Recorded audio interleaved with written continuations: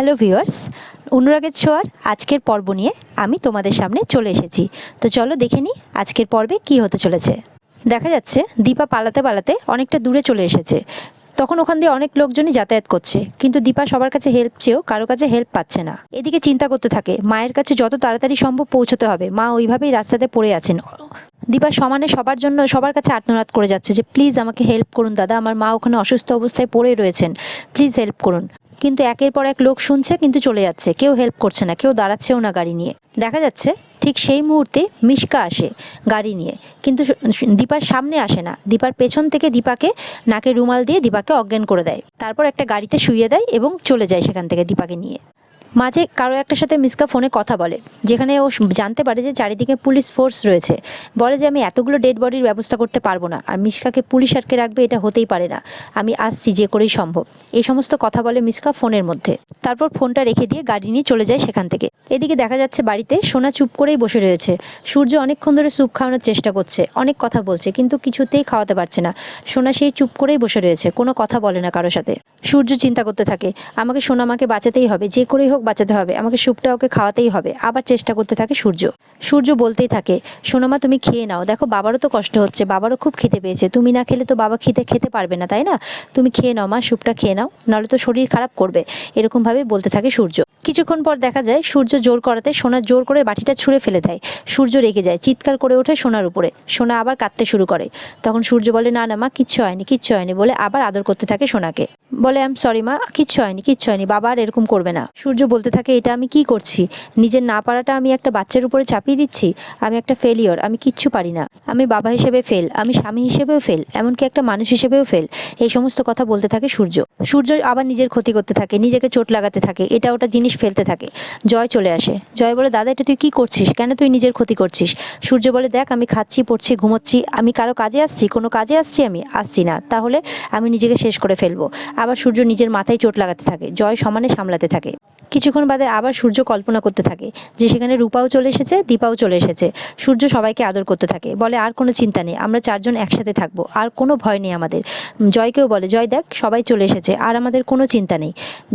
জয় বলে যে দাদাই কেউ নেই ওখানে দেখ। তখন সূর্য রেগে যায়। সূর্য বলে দেখ ওখানে সবাই আছে। তখন চিৎকার করে ওঠে সূর্য, জয়ও চিৎকার করে ওঠে দাদাই দেখ তুই ভালো করে, ওখানে কেউ নেই। সূর্য যখন পেছন ঘুরে দেখে ওখানে কেউ নেই। আবার খুঁজতে থাকে সূর্য সবাইকে, বলে তাই তো কেউ নেই তো এখানে, তাহলে আমি কাদেরকে খুঁজছিলাম এতক্ষণ ধরে, কাদের সাথে কথা বলছিলাম এতক্ষণ ধরে, আমি আবার স্বপ্ন দেখছিলাম? এইসব বলতে বলতে পড়ে যায় হঠাৎ করে সূর্য সমানে কাঁদতে থাকে জয়ের কাছে। জয় সামলাতে থাকে, বলে দাদাই কিচ্ছু হবে না, দেখ সোনা আছে তো, ওকে নিয়ে তোকে বাঁচতে হবে। আর মনে মনে বলতে থাকে জয় যে বৌদিদি রূপা তোমরা তাড়াতাড়ি ফিরে এসো, না হলে যে এদের কাউকে সামলানো যাবে না। কিছুক্ষণ বাদে দেখা যায় দীপাকে নিয়ে গাড়িতে করে মিশকা চলে যাচ্ছে। সামনেই কিছু ছেলে তাদের গাড়ি আটকায়। খুব চিন্তা করতে থাকে মিশকা যে কি ব্যাপার, সামনে তো শুনেছিলাম পুলিশ ফোর্স আছে, তাহলে কি পুলিশ সিভিল ড্রেসে আছে, কি ব্যাপার? তখন ইচ্ছা করে গাড়িতে বলতে থাকে দিদি তুই আর চিন্তা করিস না, আমরা এক্ষুনি পৌঁছে যাব দিদি, তুই একটু শান্ত হ, যাতে ওরা বুঝতে পারে যে শুয়ে থাকা মানুষটি মেয়েটির দিদি। এরপরে মিশকা গাড়ি থেকে নেমে আসে, বলে কি ভাই তোমরা গাড়ি আটকালে যে? তখন তারা বলে যে আসলে একটা পুজো আছে আমাদের, তাই জন্য চাঁদার জন্য গাড়িটা আটকেছিলাম। মিশকা যেন একটু স্বস্তির আলো পায়। ছেলেগুলো বলে যে সামনেই 5 কিলোমিটার দূরে একটা হসপিটাল আছে, আপনি দিদিকে সেখানে দেখিয়ে নিতে পারেন। তখন মিশকা বলে আচ্ছা ঠিক আছে, থ্যাংক ইউ ভাই, তোমাদের অনেক ধন্যবাদ, আমরা এক্ষুনি পৌঁছে যাব। মিশকা ওদের হাতে কিছু টাকা দেয় যে এই নিন চাঁদা।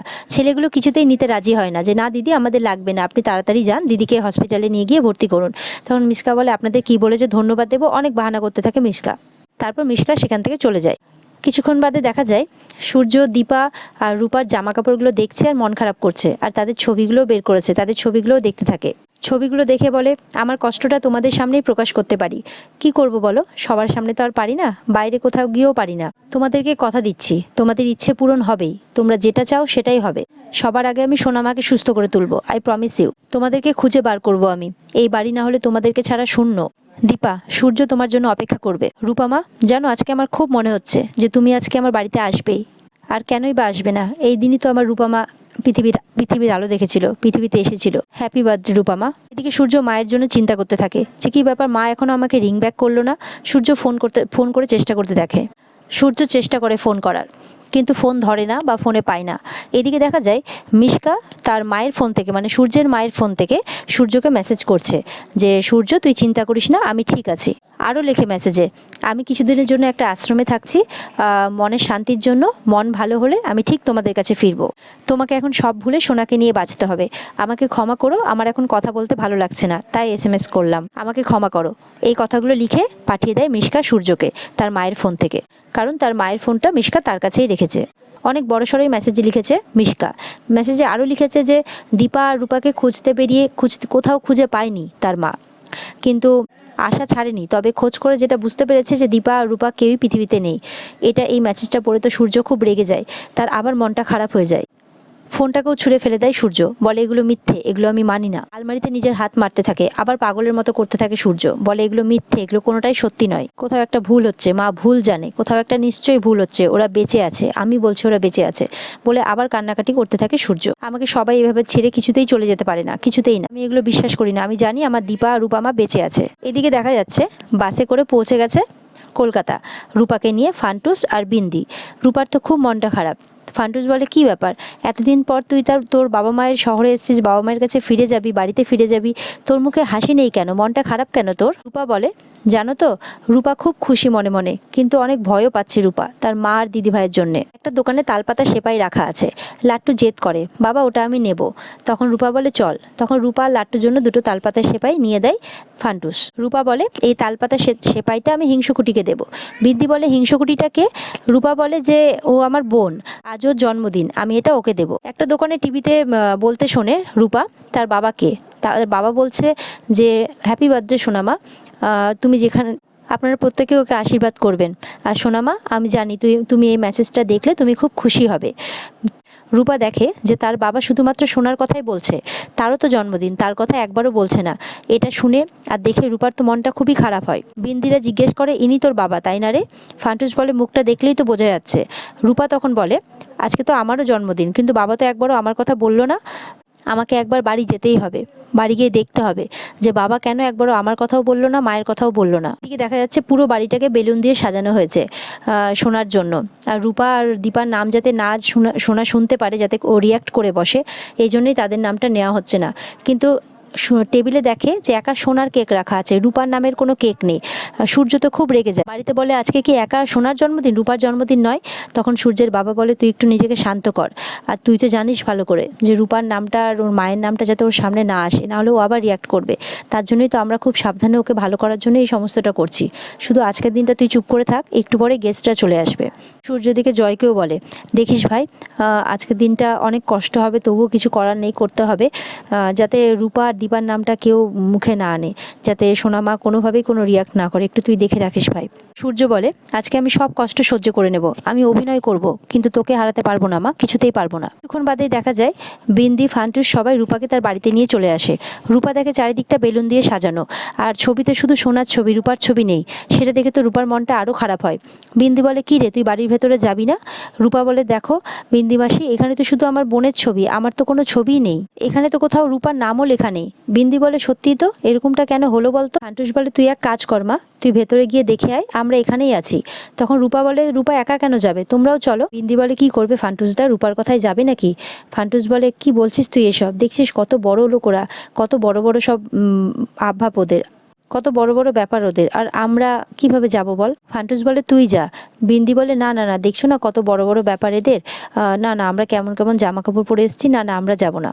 রূপা বলে, কি এত ভাবছো কাকু, চলো না মাসি, কি এত ভাবছো, আমার সাথে ভেতরে চলো না। ওনারা বলে, না না রূপা মা, তুই আগে গিয়ে ভেতর থেকে ঘুরে আয়, তারপর বরং আমাদেরকে নিয়ে যা, আমরা এখানেই দাঁড়িয়ে আছি মা, যা। এরপরে দেখা যাচ্ছে রূপা ভেতরে গেলে গেস্টরা আসছেন, একের পর এক প্রেস থেকে লোক আসছে, সবাই রূপাকে ধাক্কা মেরে দিয়ে চলে যাচ্ছে। রূপা তো পড়েই গেল ধাক্কা খেতে খেতে। রূপা বাইরে থেকে আড়াল করে সব কিছু দেখছে, যে উর্মি, তার পিসি সবাই মিলে সোনাকে ধরে ধরে নিয়ে আসছে ওপর থেকে। বাড়ির সবাই অনেক খুশি। প্রেসের সামনে সূর্য বলে যে আমার সোনামার আজকে জন্মদিন, আপনারা সবাই প্রে করবেন যাতে ওর ভালো হয়, যাতে ও ভালো থাকে। ভেতরে সবাই হ্যাপি বার্থডে গাইছে, কেকটা কাটতে বলছে সোনাকে, সবাই হাততালি দিচ্ছে। এটা দেখে সব বাইরে থেকে রূপা সব কিছুই দেখতে থাকে। রূপা কাঁদতে থাকে, বলে বাবা হ্যাপি বার্থডে গাইছে। এদিকে দেখা যাচ্ছে সোনা চুপ করে দাঁড়িয়ে আছে, কিছুতেই কেক কাটে না, কোনো কথাও বলে না।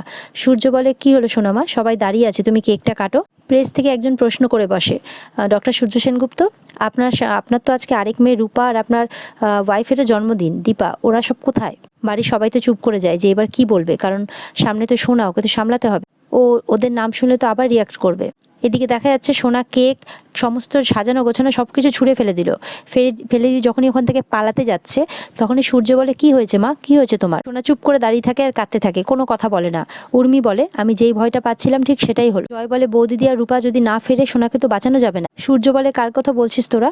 আমার তো একটাই মেয়ে, আমার একটাই মেয়ে, সেটা শুধু সোনা। রূপা বাইরে দাঁড়িয়ে কাঁদতে থাকে, বলে, রূপা নেই, কোথাও নেই। তোমাকে আর রূপাকে ছাড়া তো সবাই খুব ভালো আছে মা, সবাই খুব আনন্দে আছে। সূর্য বলে, আজকে আমার একমাত্র মেয়ের জন্মদিন, আজকে আমার একমাত্র সোনা মায়ের জন্মদিন। রূপা বলে, বাবা এটা কি বললো, হিংসুকুটি বাবার একমাত্র মেয়ে? রূপা বলে, থাকো বাবা, তুমি তোমার একমাত্র মেয়েকে নিয়ে, রূপা আর কোনোদিনই তোমার কাছে ফিরবে না, আর না বলে কাঁদতে থাকে। আর এখানে আজকের পর্ব শেষ হয়ে যায়। তো বন্ধুরা, এই ছিল আজকের পর্ব। দেখা হচ্ছে তোমাদের সাথে আবার আগামীকালকে। ততক্ষণ সবাই ভালো থেকো, টাটা।